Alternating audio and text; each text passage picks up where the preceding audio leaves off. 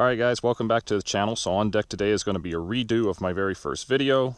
It was a penetration test between the 9mm 45 and 10mm. In that test, my camera overheated. I pretty much lost all the footage, and I just did sort of a boring tabletop. So I've been wanting to redo this because I thought the results were kind of interesting. We got some cooler weather out now, so we should be able to run the camera for extended periods without any problem. And hopefully we have some better audio going with the external mic. Alright, so what this is going to be is more of a test, sort of a applicable maybe to four-legged critters out in the field, large four-legged critters. You're carrying your handgun around your campsite or whatever, and maybe you're just as concerned about four-legged critters as you are two-legged. So what I've done is I've selected cartridges for each, or loadings for each cartridge that I thought was more appropriate for this type of situation. So what we're going to be using for the 9mm is a Glock 19 Gen 4. We have the factory threaded barrel, and we'll be loading the Underwood Ammo 124 grain plus P XTP. The XTP is known for its more modest expansion and deeper penetration, so I think this will be a pretty good loading for what we're going to be testing. And I'll show you the setup here in a minute. For the 45, we have, I really kind of looked around and tried to find the hottest loaded XTP I could. So this is a 230 grain plus P from Grizzly Cartridge Company.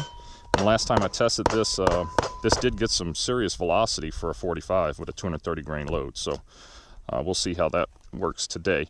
The gun we have is a USP Compact Tactical with factory threaded barrel. And again, all the barrel lengths for this are going to be the same. So the threaded barrel for the Glock 19 and the USP Tactical are roughly 4.5-ish inches. So for our 10 mil, we got our Glock 20 Gen 4. We're using the factory standard barrel, which I think is 4.5, 4.6, somewhere right up in there. So barrel lengths are going to be the same. The ammo we're going to be using are actually going to be hand loads. We're going to be using the 180 grain XTP. I have this loaded, should be pretty close to 1,200 feet per second, maybe 1190-ish, somewhere up in there, hopefully anyway. So not the hottest load, but also not a pub load either. For the also we'll have the 200 grain Nosler. I have this loaded up to about 1100 and some change, probably between 11 to 1125-ish, somewhere up in there. So fairly heavy for caliber, 200 grain loading, so hopefully we'll get some good performance on this. Now, because I have the results from the last test, what I'm mainly looking for is to see, is this repeatable? So do we get basically the same results or close to the same results as we did last time? Because if this is repeatable and folks find this interesting, then I may do some other loadings and stuff to see how this shakes out. But I'll go ahead and show you the test setup and we'll get this going. Alright, so let me show you the setup. So what we're going to have is a standard Aquafina water bottle. This is about 17 ounces. It's roughly about 2.5 inches thick or so. And the idea of this is to initiate the expansion, so the initial penetration to muscle tissue and what have you. This is to initiate expansion. Then we're going to have a 2x8 behind that. This is going to simulate a very large bone structure. And then behind that we have our standard 5-inch thick 1-gallon water jugs. We're going to cover the Aquafina with 4 layers of cotton t-shirt. That's not supposed to really be like a clothing test, but what I typically find is that expansion in game animals and whatnot is usually a little less than what you'll see in just a bare water jug type test. So we're going to use that to sort of delay the expansion slightly or reduce the expansion slightly, hopefully, so we don't get over expansion, if you would, in this material. But this is not supposed to simulate clothing like a heavy clothing test or anything like that. So again, 4 layers of t-shirt. It's going to cover the Aquafina. We want to see expansion in this, so we want our round to initiate its expansion in this. And then we're going to smack the board. Hopefully we'll penetrate it, and we'll see how deep it goes. In this case, as long as the round's expanded, the further the penetration, the better. Remember, the idea of this is to be applicable to more of a field cartridge where you have much larger four-legged critters with large bone structures and thicker bodies. And we will be firing these through the chronograph, so hopefully we'll get some readings on that so we know the impact velocities. All right, let's get this going. All right, so first up will be the 10mm with the 200 grain Nosler jacketed hollow point.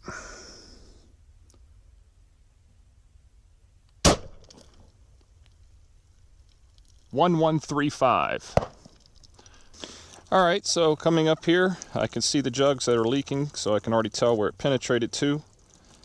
We smacked our Aquafina, and we can obviously tell we got good expansion in that. You can tell by even the way this impacted the board. We're definitely expanding. In fact, here's a jacket fragment. Penetrated, and let's see, 1, 2, 3, and I see the Nosler laying just inside the 4th jug. And yep, there it is, just inside the jug. Actually, there's a dent on the back of the 4th jug. So we did get full penetration of 4 jugs.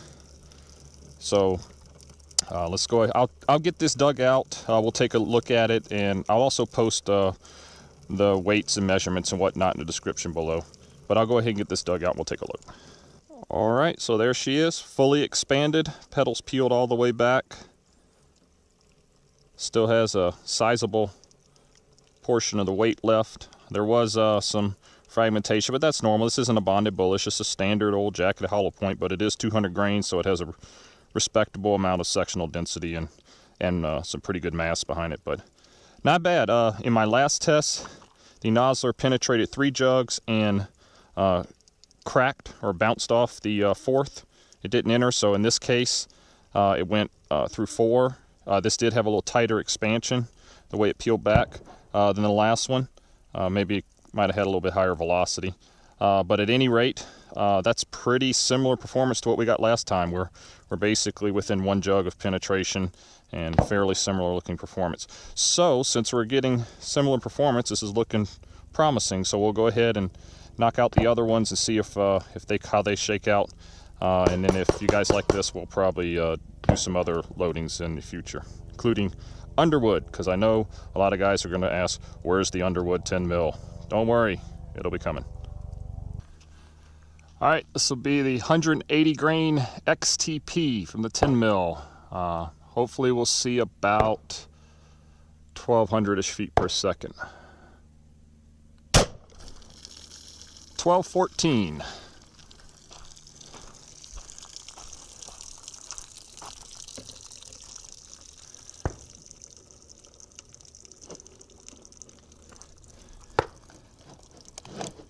All right, our Aquafina is destroyed, so we know we got good expansion in that. Penetration, 1, 2, into the 3rd, cracked the back of the 3rd, but it does not look like, yep, still in the 3rd jug. So, penetration to the back wall of the 3rd jug, did not enter the 4th, and didn't even crack it. And actually that is exactly the same performance in terms of penetration I got last time. So this is actually looking like this is fairly consistent or comparable anyway. So I'll go ahead and dig that out and we'll take a look. All right, so there she is, 180 grain XTP, fully expanded. Pretty nice looking overall. I believe we are right at 1,214 feet per second. Looks like our velocities are coming a little bit higher today. Of course, we have a different temperature today than it was last time, but I'm not complaining. That's still within the margin of where I try to load these, which is roughly 1,200 feet per second. We did have 1 extra jug of penetration. I misspoke last time. I said the 200 grains penetrate the same. It actually penetrated an extra jug over last time. So last time we had 3 full jugs of penetration and just a dent on the 4th jug. With the 200, with the 180, we had 2 jugs of penetration with a dent on a 3rd. No entry. So in this case, we got an extra jug of penetration, as we did with the 200 grain Nosler on the just now. So actually, this is consistent in terms of comparing to each other, but just a note, we did get an extra jug of penetration, and that may be due to the fact we're using a different board. However, I did buy a fairly large section of this plank, and should be able to use the same board for multiple future loadings and whatnot coming up if this video is fairly well received. I will also put in the description, in addition to the weights and measurements, along with velocities and penetration depths. I'll try to find out exactly what type of board this is, and I'll put that in the description as well. All right, let's keep going. All right, this will be the 9mm 124 grain XTP loaded by Underwood ammo.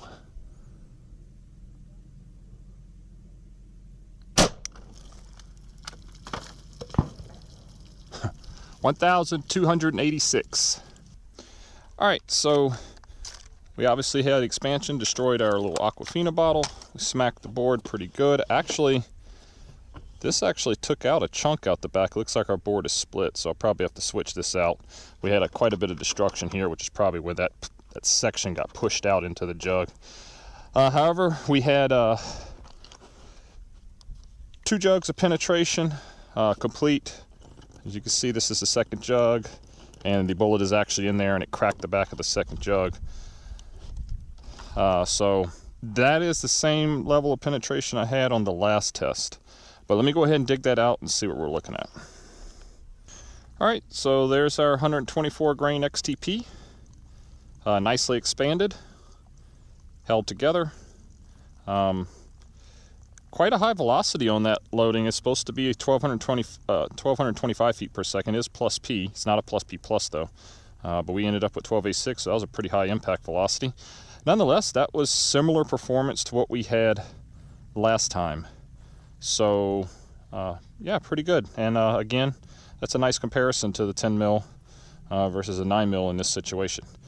Now we're going to move over to the 45. Now, if you remember last time, the 45 had some erratic or quite poor performance compared to the other loadings. So let's see if we get a repeat of that or if it can redeem itself. All right, this will be our 45 230 grain plus P XTP. This is loaded by Grizzly Cartridge Company. This is one of the hotter loads that I could find. Let's give this a whirl.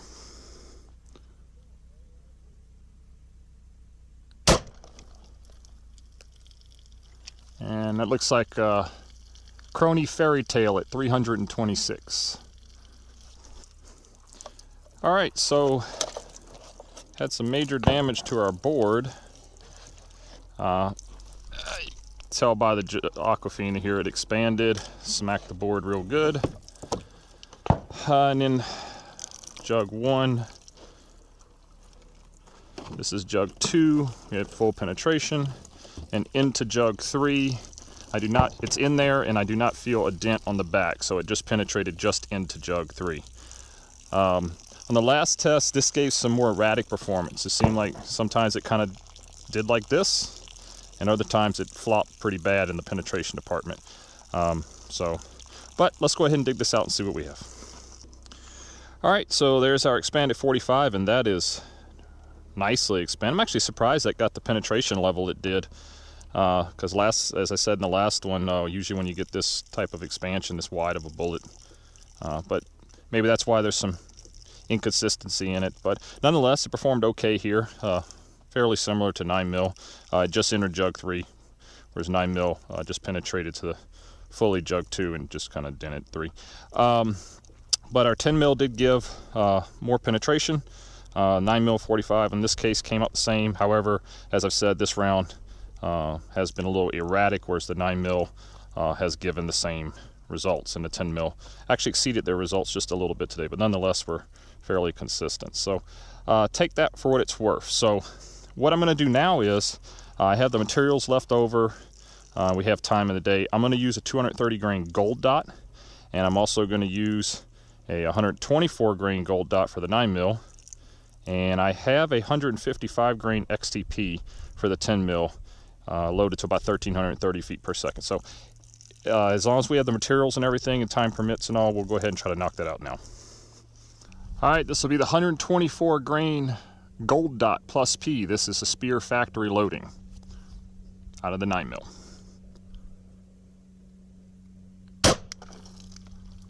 $1,295. Okay, so I walked up and I found this sitting right here, and I thought, oh man, did we just hit jug 1 and bounce off? But no, we didn't. It penetrated through and actually bounced off our 3rd jug, and it was just found lying right here, fully expanded. Cracked jug 3, but it didn't enter it, so that's real close to the same performance as the XTP. Obviously we got our expansion.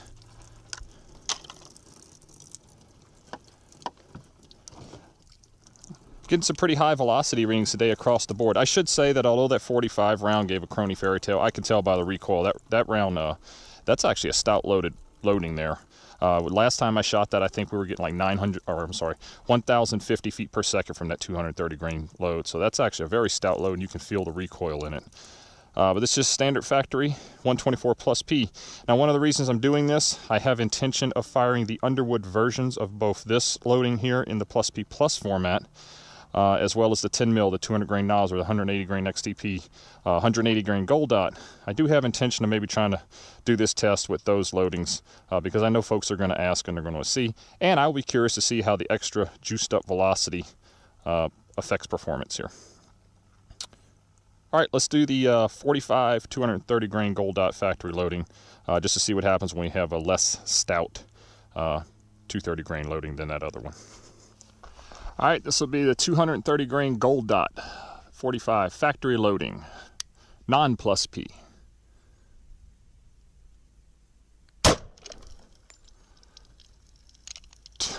.228, another crony fairy tale for the 45.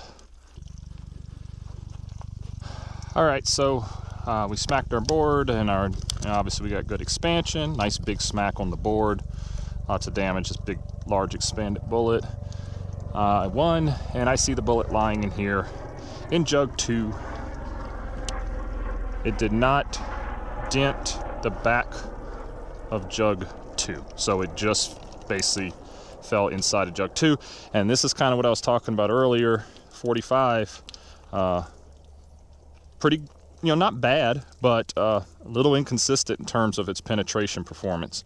Now this is a standard pressure load, but let's go ahead and see what kind of expansion we got before we judge too harshly.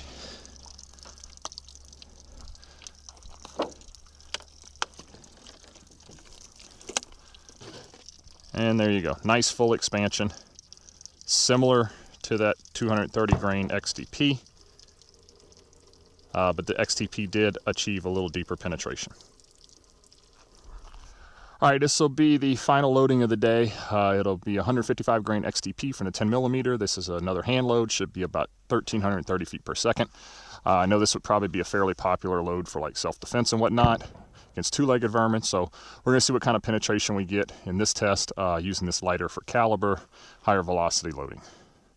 Let's get this going.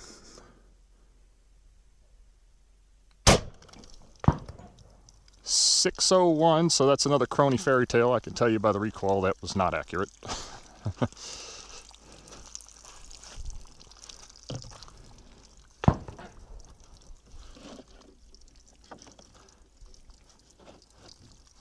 Okay, so it's in jug 2. Dented the back wall of jug 2. Put a little dent on jug 3, but didn't enter it.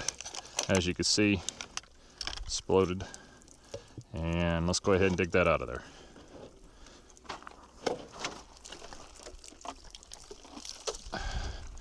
There we are, fully expanded, 155 grain Xtp, 2 full jugs of penetration, dented the third. All right, let's go wrap this up and I'll give you some final thoughts.